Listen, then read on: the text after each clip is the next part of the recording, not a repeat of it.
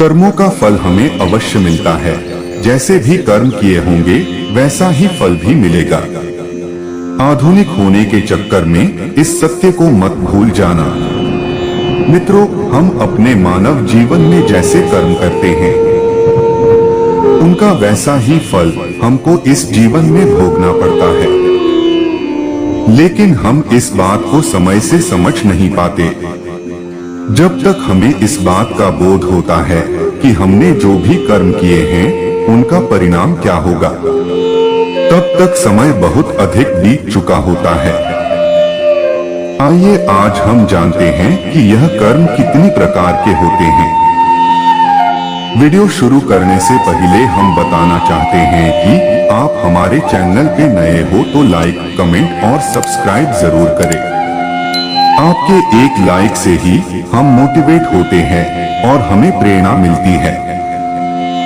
हमारे भारत में कई महापुरुषों ने कर्म के विषय में कई शोध किए हैं। हमारे पुरातन धर्म शास्त्रों में भी कर्म फल का बड़ा ही विस्तृत वर्णन किया गया है। उनके अध्ययन के अनुसार यह कर्म 3 प्रकार के होते हैं। पहला है क्रियमाण कर्म।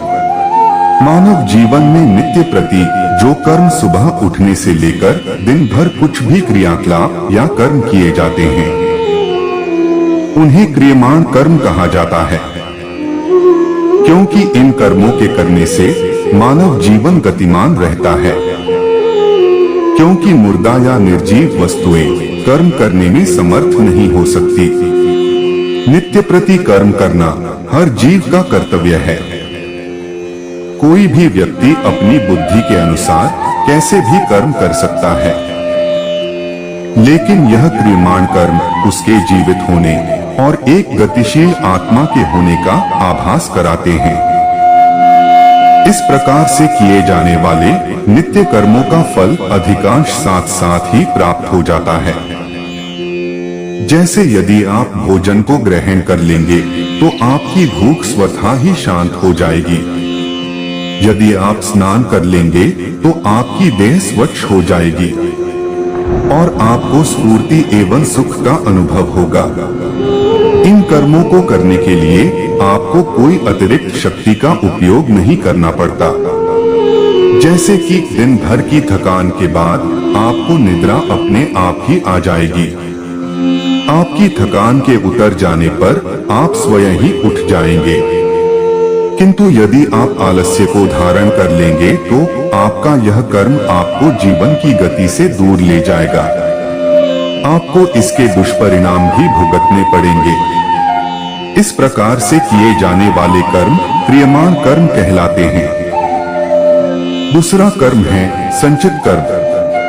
यह बात तो निश्चित हो चुकी है कि आपको कर्म तो करने ही पड़ेंगे।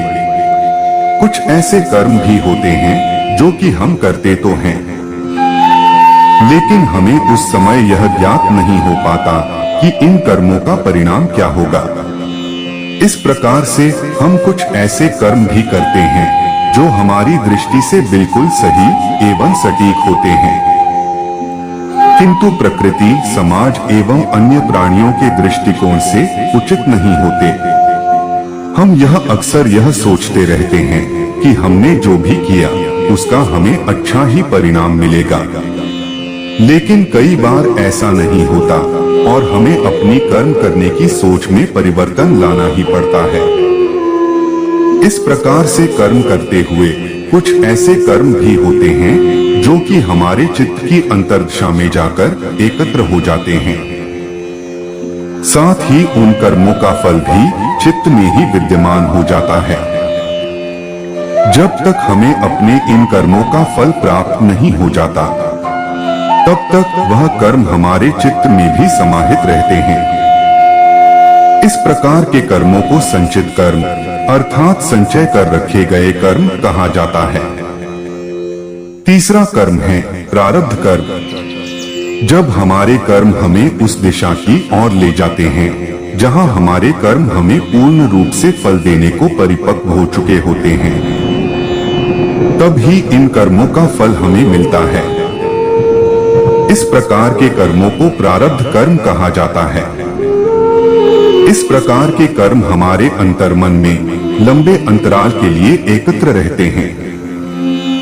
यह कर्म कई दिन, कई माह, कई वर्षों तक अर्थात 15 साल, 30 साल, 50 साल, 100 साल या कई जन्मों, जब तक एक देह में एक आत्मा का वास है तब तक भी हमारे भीतर ही विद्यमान रह सकते हैं। इन कर्मों में अच्छे एवं बुरे दोनों ही प्रकार के कर्मों का समूह होता है। जिस प्रकार से हम अपने दैनिक जीवन में एक ही दिन में कई प्रकार के कर्म कर लेते हैं, जिनमें से कुछ कर्म हमारे संचित कर्मों में समाहित होकर अनंत काल के लिए विलीन हो जाते हैं।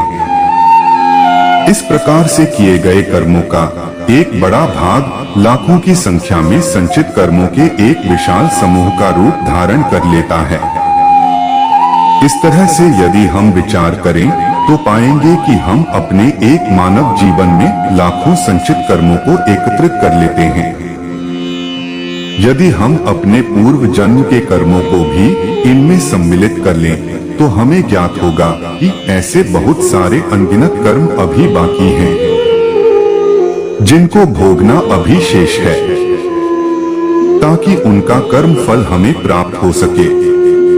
हमारे शास्त्रों में एक प्रकार के ज्ञान योग का भी वर्णन किया गया है। जैसे ही मनुष्य साधना शैली के द्वारा इस ज्ञान योग को सिद्ध कर लेता है, उसी समय उसके जीवन में से प्रारब्ध कर्म समाप्त हो जाते हैं और ऐसा आभास होता है कि वर्षों तक अंधकार में कैद रहने के बाद एक प्रकाशमय दीपक की रोशनी से जीवन जगमग सा हो उठा है। ऐसे कर्मों को आध्यात्मिक व्याकरण भाषा में प्रारब्ध कर्म कहा जाता है। मित्रों, अपने इस वीडियो के द्वारा हमने आपके सामने कर्मफल के सिद्धांत एवं कर्मों के प्रकार के विषय में कुछ जानकारी प्रस्तुत की है। भगवान श्री कृष्ण जी ने भी श्रीमद् भागवत गीता में कहा है कि कर्मण्येवाधिकारस्ते मा फलेषु कदाचन मां कर्मफल हेतुर्भूर्मा ते संगोस्त्व कर्मणि। अर्थात हे मनुष्य, तू फल की चिंता कर्म बिना किए जा, तुझे तेरे किए हुए कर्मों का फल अवश्य ही प्राप्त होगा। यदि आप भी इस विषय में अपने विचार देना चाहते हैं तो कमेंट बॉक्स में अवश्य लिखें। आपको वीडियो अच्छा लगा होगा और आप हमारे चैनल पे नए हो तो लाइक, कमेंट और सब्सक्राइब जरूर करें। आपके एक लाइक से ही हम मोटिवेट होते हैं और हमें प्रेरणा मिलती है। धन्यवाद।